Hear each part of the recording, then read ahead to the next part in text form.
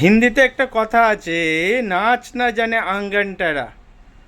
মাঠে যদি তোমরা পারফর্মস ভালোভাবে না করতে পারো, আম্পায়ারের দোষ, ইন্ডিয়া টিমের দোষ, ইন্ডিয়া পলিটিক্স করছে, একদম বাজে কথা।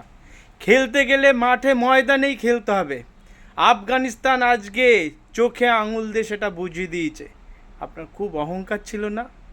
আফগানিস্তান টিম জিততে পারে না, আজকে নাকের ডোগা থেকে ম্যাচটা নিয়ে চলে গেল। তো লড়াই কে করেছে? একমাত্র লিটন দাস।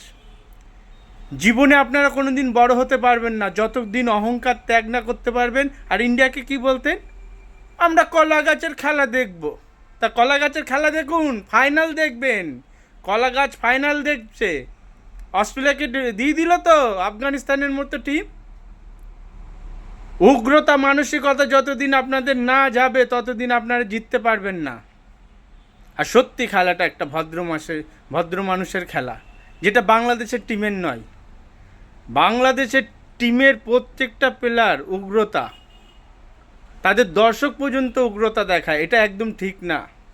আগামী দিন কিন্তু আপনাদের টিম কোনো দিন ভালো পজিশনে যেতে পারবে না যতদিন আপনারা মানসিক দিক থেকে নিজেরা প্রিপার না হচ্ছেন।